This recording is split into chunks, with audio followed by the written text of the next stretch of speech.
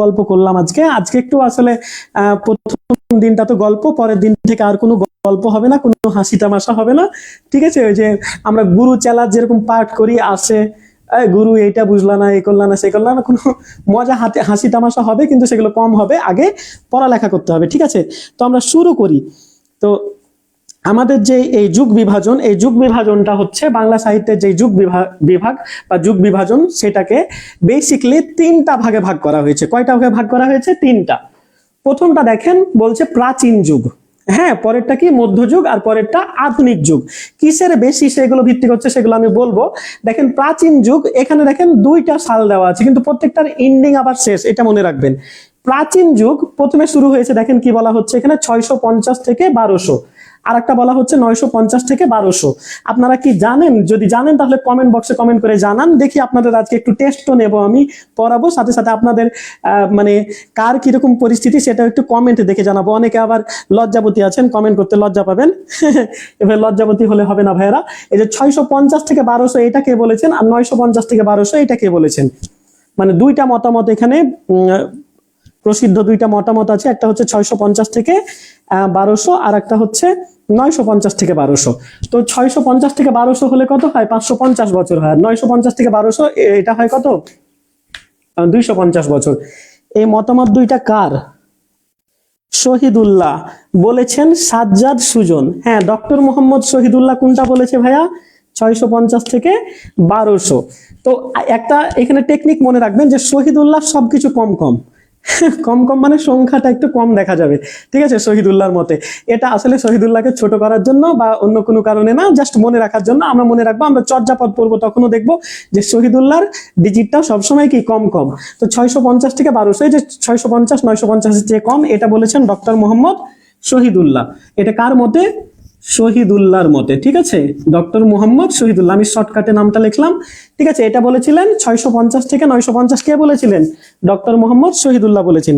আর পরেরটা, এই যে দ্বিতীয়টা বলেছে সুনীতি কুমার চট্টোপাধ্যায়। ঠিক আছে, দ্বিতীয়টা কে বলেছেন? সুনীতি কুমার, হ্যাঁ, সুনীতি কুমার চট্টোপাধ্যায় বলেছেন। ঠিক আছে, তো প্রথমটা হচ্ছে শহীদুল্লাহ বলেছেন, পরেরটা হচ্ছে সুনীতি কুমার চট্টোপাধ্যায় বলেছেন। কোন বেসিসে এই এটা ভিত্তিতে কোন কিসের উপর ভিত্তি করে আসলে প্রাচীন যুগ, মধ্যযুগ আর এই আধুনিক যুগ করা হয়েছে সেটা আমরা জানবো। যে প্রাচীন যুগ যে 650 থেকে 1200, 950 থেকে 1200, আবার মধ্যযুগ যে এই 1201 থেকে 1800 সাল পর্যন্ত, আর 1801 থেকে বর্তমান পর্যন্ত, এটা হচ্ছে আধুনিক যুগ। এটা যেই ভিত্তিতে করা হয়েছিল সেটা হচ্ছে, দেখেন এখনকার যে ভাষা, আর আমরা চর্যাপদ, এই যে বাংলা যেই প্রাচীন যুগের একমাত্র নিদর্শন চর্যাপদ যখন পড়বো আমরা, চর্যাপদের ভাষা আর এই ভাষা কিন্তু একই রকম না, সম্পূর্ণ মানে অনেক ভিন্নতা আমরা লক্ষ্য করব। শুধু ইসেই না, ভাষাতেই যে এই ভ্যারিয়েশনটা, তার জন্যই না, আমাদের অনেক কিছুতে এই পার্থক্যটা আছে। আর আধুনিক যুগ দেখতে পাচ্ছেন 1801 থেকে শুরু হয়ে কত বর্তমান পর্যন্ত। তো এখানে দেখেন এটা প্রাচীন যুগ, এই যে 650 থেকে 1200 এটা কে বললেন? শহীদুল্লাহ বললেন।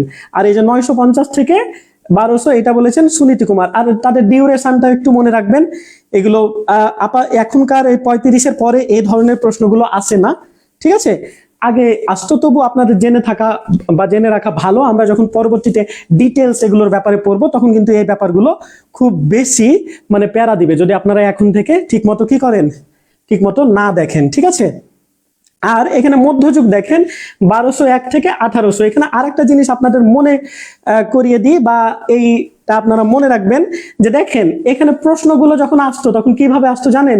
মধ্যযুগ কত? 1201 থেকে 1800 এরকম না দিয়ে দেওয়া হতো, 1200 থেকে 1800 এরকম দেওয়া হতো। তো স্টুডেন্টরা তখন কিন্তু দ্বিধাদ্বন্দ্বে ভুগতো যে 1200 হবে নাকি 1201 থেকে শুরু হবে। সিমিলারলি এখানেও 1800 হবে নাকি 1801 থেকে হবে। এটা কিন্তু আপনারা ভালোভাবে মনে রাখবেন। তো এখানে এটা যদি আমরা এখন হিসাব করি,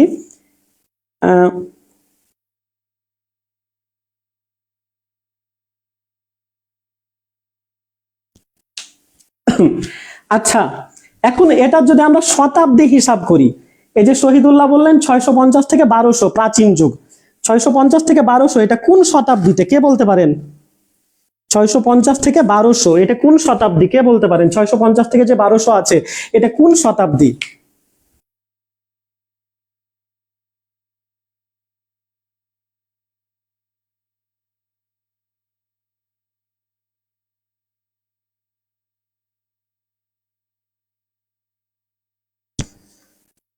আচ্ছা, কমেন্ট দেখতে পাচ্ছি না এখানে, এই ব্যাপারে কেউ লেখেননি।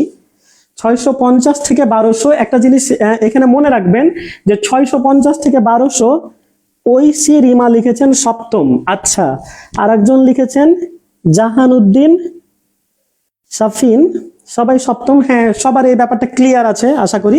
এই যে দেখেন 601 থেকে 700, 601 থেকে 700 সাল পর্যন্ত হচ্ছে সপ্তম শতাব্দী।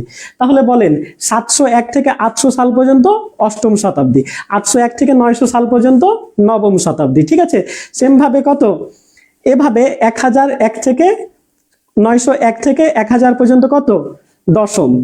আর 1001 থেকে কত 1200 পর্যন্ত কত, দ্বাদশ। ঠিক আছে, এভাবে আমাদের মনে রাখা লাগবে। সরি, 1001 থেকে 1100 পর্যন্ত একাদশ, একাদশ শতাব্দী, তাই তো।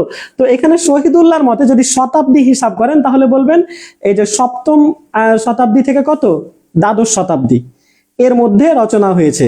আর সুনীতি কুমারেরটা তাহলে আপনারা এখন নিজেরাই কমেন্ট বক্সে কমেন্ট করে জানান। সুনীতি কুমারেরটা রাইহান মিয়া বলছে সপ্তম থেকে 11। সপ্তম থেকে 11 না ভাইয়া, এই যে সপ্তম 601 থেকে 700 পর্যন্ত হলো সপ্তম, আর 1101 থেকে 1200 পর্যন্ত হচ্ছে দ্বাদশ। তাহলে এই যে 1200 পর্যন্ত, তাহলে তো এটা দ্বাদশ হয়ে গেল ভাইয়া। এটা তো আপনার কি হবে না, 11 হবে না বা একাদশ হবে না। ঠিক আছে,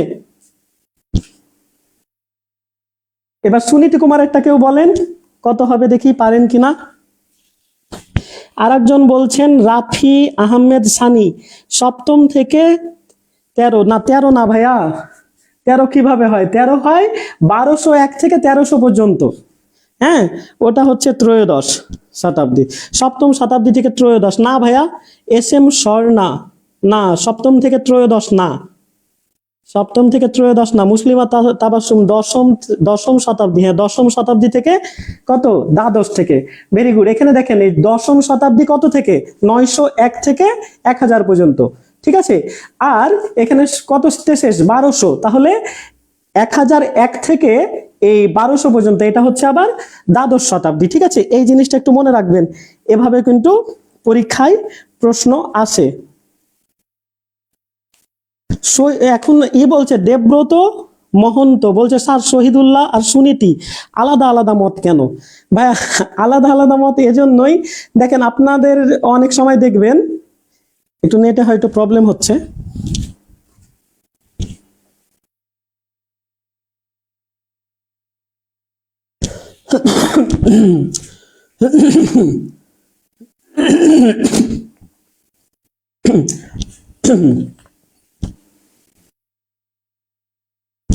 আচ্ছা, আলাদা আলাদা মত এজন্য ভাইয়া, আপনারা শুধু শহীদুল্লাহ সুনীতির ব্যাপারেই না, আপনারা আজকে যখন দেখবেন, হ্যাঁ মনে করেন এরকম আছে যে জল পরে পাতা নড়ে, বা পাহাড়ের ঢাল বেয়ে জল নামছে, এখানে জল কোন কারক? ঠিক আছে, এক টিচার বলবে জল হচ্ছে কর্মকারক, এক টিচার বলবে জল হচ্ছে কর্তৃকারক। ঠিক আছে, তো এগুলো নিয়ে অনেক কনফিউশন, অনেক ঝামেলা আছে। তবে এই সুনীতি কুমার চট্টোপাধ্যায়ের মতটাই কিন্তু কি বেশি প্রায়োরিটি দেওয়া হয়, যদিও বাংলাদেশের প্রেক্ষাপটে শহীদুল্লাহর মতটা আর কি, ডক্টর মোহাম্মদ শহীদুল্লাহর মতটা বেশি প্রায়োরিটি পায়, সুনীতির মতটা একটু কম প্রায়োরিটি পায়। তো এখানে এই প্রথম যেই প্রাচীন যুগের যেই একমাত্র নিদর্শন সেটা হচ্ছে চর্যাপদ। তো এই চর্যাপদ নিয়ে আমরা আলোচনা করব আজকে, অল্প কিছু আলোচনা করব, ইন্ট্রোডাকশনটা করব শুধু, আর নেক্সট দিন আমরা একটু ডিটেইলস পড়ব। তো এই চর্যাপদ একমাত্র নিদর্শন, মানে আমাদের এই যে তিনটা যুগের মধ্যে একটু ভালোভাবে খেয়াল করবেন, তিনটা যুগের মধ্যে প্রাচীন যুগ, মধ্যযুগ, আধুনিক যুগ, এই যে চর্যাপদ পড়লেই কিন্তু আমাদের একটা যুগ শেষ হয়ে যাবে। তার মানে আমাদের আর কয়টা যুগ থাকবে? আমাদের আর যুগ থাকবে, আমাদের আর যুগ থাকবে কয়টা? এই যে বাকি দুইটা যুগ থাকবে, মানে আমাদের 2 ক্লাসে কিন্তু এটা শেষ হয়ে যাবে। ঠিক আছে, মধ্যযুগে অনেক বেশি পড়া দেখবো আমরা। তো এই চর্যাপদে যে প্রাচীন যুগটা মূলত ছিল ধর্ম নিয়ে, ধর্ম সম্পর্কিত এটা। ঠিক আছে, যে এখানে দেখবেন যে এই চর্যাপদে এটা হচ্ছে বৌদ্ধ ধর্মের